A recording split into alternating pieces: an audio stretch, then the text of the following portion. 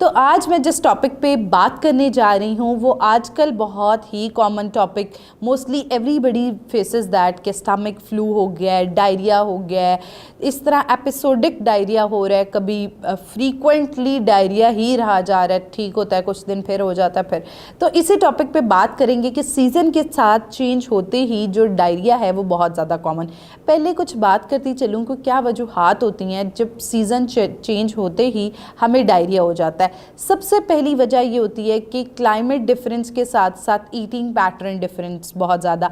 सर्दियों में हम बहुत ज़्यादा खा रहे होते हैं लेकिन वो इतना अफेक्ट नहीं हमें करता और डायरिया नहीं कॉज करता, लेकिन चूँकि गर्मियों में वाटर इनटेक बहुत ज़्यादा हो जाता है, हमारा वाटर इनटेक बहुत ज़्यादा हो जाता है, कैलोरिक इनटेक कम हो जाता है, खाया कम जा रहा है। जैसे मोस्टली लोग लिक्विड डाइट पे बहुत ज़्यादा आ गए, खाया कम जा रहा है और लिक्विड लिक्विड लिक्विड पूरा दिन हम करें, तो उसकी वजह से क्या होता है कि जिस्म के अंदर फाइबर का इंटेक और न्यूट्रिएंट्स जो हैं वो बहुत ज़्यादा कम जा रहे होते हैं।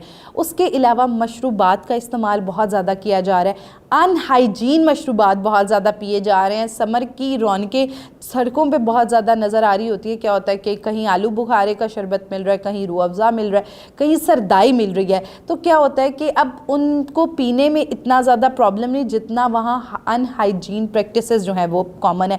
कई बार क्या होता है कि अक्सर लोग आके कहते हैं कि हम फ्रूट्स खाए, फ्रूट्स की वजह से डायरिया हो गया। वो फ्रूट्स की वजह से नहीं होता। समटाइम्स क्या होता है कि जिस छुरी से आपने फल काटा है, हो सकता है उसके अंदर बैक्टीरिया जो हैं वो लगे हों, मक्खियाँ बैठी हों, तो उसकी कटिंग की वजह से जो है, तो बैक्टीरियल डायरिया जो है वो भी बहुत ज़्यादा देखा जाता है क्योंकि अनहाइजीन प्रैक्टिसेस बहुत ज़्यादा होती है अगर आप बाहर से खाना खाते हैं। सेकंड कॉज हमारे पास आ जाता है फूड पॉइजनिंग। आपने कोई ऐसा, क्योंकि क्लाइमेट चेंज होते ही अब खाना आधा घंटा भी पड़ा रहे उसके बाद आप खाएं तो वो उसके अंदर बैक्टीरियल ग्रोथ हो सकती है और वो आपको फ़ौरन डायरिया कॉज कर सकता है। थर्डली एक मेजर कॉज जो है वो हम उस पर बात करते चलें जो कि बहुत ही ज़्यादा कॉमन है हमारे यहाँ, कि हम लोग क्या कर रहे होते हैं कि किसी मील प्लान पे नहीं चल रहे होते हैं, हमारा फूड लिमिट टाइम बहुत कम होता है, या फ्रीक्वेंटली खा रहे हैं या बिल्कुल नहीं खा रहे, या जब खा रहे हैं तब बहुत ज़्यादा ओवर ईटिंग कर रहे हैं। उसके बाद जो है वो ये कुछ हमारे पास कॉजेज़ आ जाते हैं जिसकी वजह से आजकल डायरिया बहुत ज़्यादा देखा जाता है। अब डायरिया की क्या अलामात होती हैं जो आपको एक तो एपिसोडिक डायरिया हो जाता है कि एक बार डायरिया हुआ, 2-3 दिन रहा, फिर ठीक हो गया, फिर आप नॉर्मल डाइट पे आए, उसके बाद फिर डायरिया हो गया, आप कुछ भी खाते हैं तो डायरिया हो जाता है। उसके बाद स्टूल के साथ आप इस तरह फील करें जिस तरह जो है वो जिसको हम ख़ास तौर पे स्टमक फ्लू भी कहते हैं, कि इस तरह होता है कि डिफरेंट इरिटेबल जो है वो आपको हो रहा है डायरिया, और साथ आपको पेन बहुत ज़्यादा है, ब्लोटिंग बहुत ज़्यादा है, पेन बहुत ज़्यादा है। अच्छा, वो ज़्यादातर होता है कि जब आपने कुछ इस तरह का खा लिया हो और बार बार फ्रीक्वेंटली जो है वो वाटर स्टूल्स जो हैं वो पास हो रहे हैं। अच्छा, थर्डली जो है वो क्या होता है कि आपको बहुत ज़्यादा वीकनेस होने लग जाती है बार बार डायरिया की वजह से।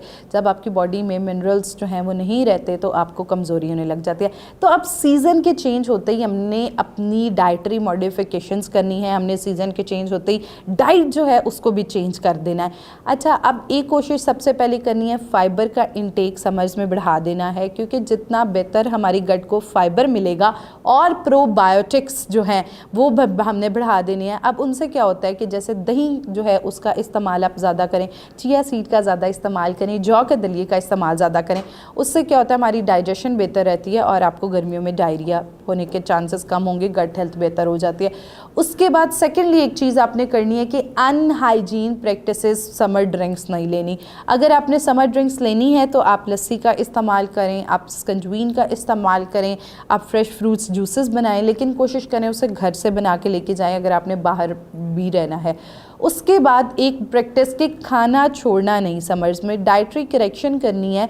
आप रिप्लेसमेंट ज़रूर कर सकते हैं, जैसे आपने कार्ब्स लेनी है तो आप नाश्ते में जौ का दलिया इस्तेमाल कर सकते हैं। जौ का दलिया ठंडा होता है और उसके अंदर जो मौजूद फाइबर होता है उसको आप ठंडे मिल्क के साथ कॉर्पोरेट कर सकते हैं, योगर्ट के साथ कॉर्पोरेट कर सकते हैं। उसके अंदर आप फ्रेश फ्रूट्स डाल सकते हैं, ओवरनाइट ओट्स, चिया सीड डाल के इस्तेमाल कर सकते हैं। उससे आपको जो है वो हैवी भी नहीं फील होगा और एक सूदिंग जो है वो ब्रेकफास्ट हो जाएगा। जाएगा। उसके अलावा ज़्यादा फ्राइड और ऑयली फूड्स जो होते हैं समर्स में जब उनका इस्तेमाल बहुत ज़्यादा रहता है, साथ हम पानी का इस्तेमाल बहुत ज़्यादा करें और कार्बोनेटेड ड्रिंक्स बहुत ज़्यादा, उसकी वजह से हमारी बॉडी जो है वो ज़्यादा एसिडिक हो जाती है, जबकि हमारी बॉडी की नेचर अल्कलाइन होनी चाहिए।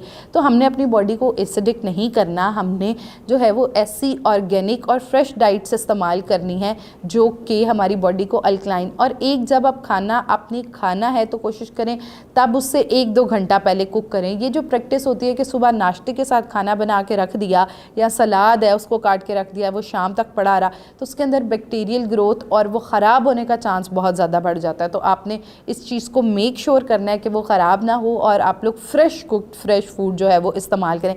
पानी जो है उसको खाने से पहले इस्तेमाल करें, खाने के बाद बहुत ज़्यादा अगर आप पानी पिएंगे तो वो खाना जल्दी डाइजेस्ट होने के या वो जो पेट में ओवरलोड हो जाता है तो वो बॉडी से निकलने की कोशिश करता है, तो उस सूरत में भी डायरिया और न्यूट्रिएंट्स अब्जॉर्प्शन अफेक्ट हो जाती है। जो लोग डायबिटिक हैं वो लोग चीनी के बगैर स्कंजवीन का इस्तेमाल करें। जिन लोगों ने को डायबिटीज़ नहीं है, बच्चे हैं, आप लोग शहद डाल के स्टीविया डाल के स्कंजवीन का इस्तेमाल करें, वो बहुत बेहतर है। उसके अलावा आपने एक चीज़ करनी है, जिन लोगों को डायरिया बहुत ज़्यादा हो रहा है वो लोग ब्रैट डाइट का इस्तेमाल करें। B for bread, R for rice, A for Apple, T for toast. ठीक है, आपने जो है वो ये ब्रैट डाइट जो है ये बहुत बेहतरीन है। सॉफ्ट डाइट का इस्तेमाल करें लेकिन हेल्दी न्यूट्रिशियस डाइट। और डायरिया में आप कोशिश करें कि साथ आपने जिंक का सप्लीमेंट लाजमी इस्तेमाल करना है ताकि आपकी हेल्थ अफेक्ट ना हो। मिनरल्स का ख़ास ख्याल रखना है ताकि वीकनेस ना हो। विटामिन C की गोली डाल के आप पी सकते हैं। तो आप कोशिश करें कि इन गर्मियों में डायरिया से अपने आप को प्रोटेक्ट करें। और ये जो समर्स के साथ साथ क्लाइमेट के साथ साथ आपकी गट हेल्थ पे इफेक्ट आता है, इसको ना होने दें, क्योंकि if your gut is healthy तभी जो है वो आप सारे मज़ेदार खाने जो हैं वो एंजॉय कर सकेंगे। तो अगर आपको भी एपिसोडिक डायरिया हो रहा है या फिर आपको स्टमक रिलेटेड कोई भी प्रॉब्लम हो रहा है तो आपको चाहिए फ़ौरी तौर पे अपने करीबी डॉक्टर को कंसल्ट करें। अगर आपका इस टॉपिक से मुतल्लिक़ कोई भी सवाल है तो आप कमेंट सेक्शन में हमसे पूछ सकते हैं। Don't forget to subscribe our channel. मिलते हैं एक नए एपिसोड के साथ। अल्लाह हाफ़िज़।